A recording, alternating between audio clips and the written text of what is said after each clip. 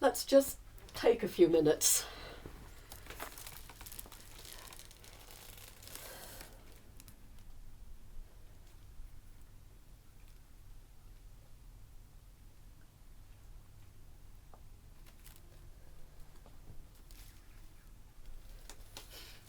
Glass of wine.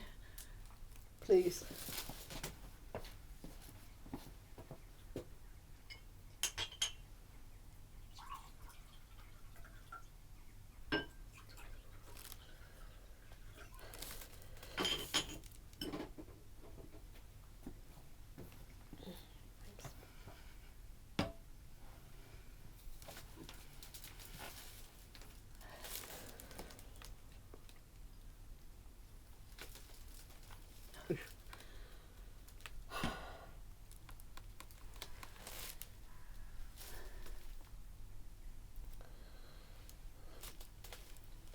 She was 92.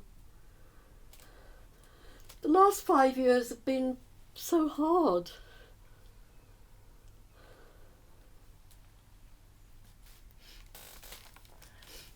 I'm glad we persuaded her to have this built on. She spent most of the past few years in here. Yes. It's been her favourite place to sit. She's loved sitting here and watching the birds on the bird table and chatting to one of us. Even if she had forgotten most of the people we were talking about. She knew us to the end, though. Yeah. Even if she did mix us up occasionally. And all the carers liked coming here because she always said thank you for everything they did. Yeah. Oh, you've had most of the worry of it with living near. The day-to-day phone calls when she couldn't find something, her nail scissors or her programme on the television. Most of the hospital visits and crises. Yes, you and Colin have been great at coming for the weekend to give me a break. And you always came to stay so we could go away on holiday. It's just the last year that's been too much. They say, don't they, that when someone with dementia dies, you've already done a lot of the grieving. Doesn't feel like that at the moment.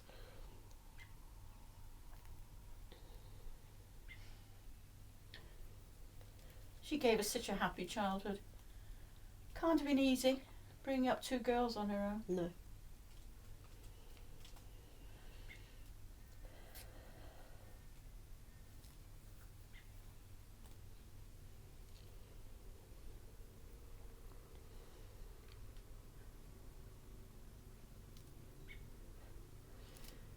Do you remember that day in Hayling Island? The day I saw the flasher? We'd have been about 8 and 10. And we had one of those three-wheel bike things with a bench across. And you went into the scrubby bushy part at the end of the park because you were desperate for a wee. Yeah, and came hurtling straight back again before I'd had one. Oh, he showed me his thing. And when we told Mum, she asked had he said anything to you or tried to touch you. And when you said no, she went off and bought us ice cream. And we just got on with the day. Yes.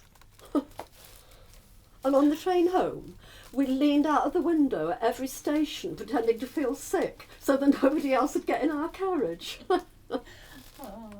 Do you know, I asked her years later why we hadn't gone to the police station. She said it would have been too hard for us. We'd have been there for hours and they'd have asked loads of questions. It would have made it all into something far too important. She was probably right.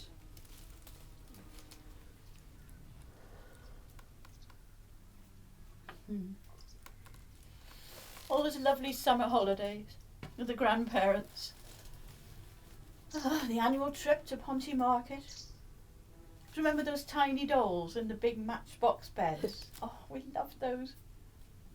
Beans on toast in the cafe. The ritual climbing of the Glyn Mountain. Grandma Pierce's hats.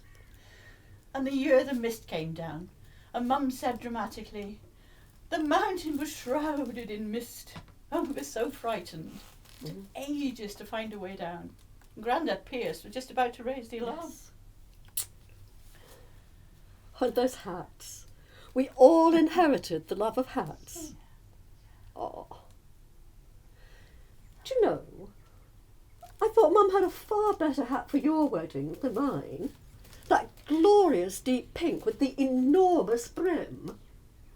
Mind you, it wasn't altogether bigger sort of wedding. Oh, yes, you wanted yours small.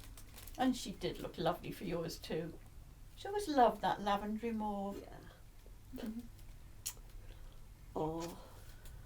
And it was always our house all our friends met in. She was so good about that. Well, she loved having them. She didn't even mind us having people while she was at work. I think it was her way of making it back to us that she had to go to work when most of our friends' mums didn't. Yeah. But she spent so much more time with us than our friends' mums. We did so many things together. Oh, yes. And she was a brilliant grandma too, especially when the kids were small. And she loved taking them out for walks and catching tadpoles and skimming stones, looking for birds' nests. All those things kids don't do much now.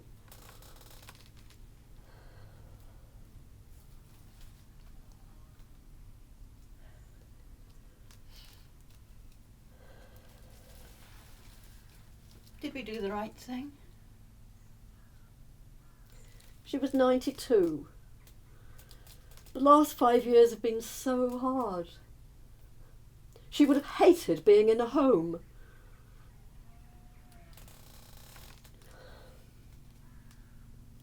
Shall I make the phone call?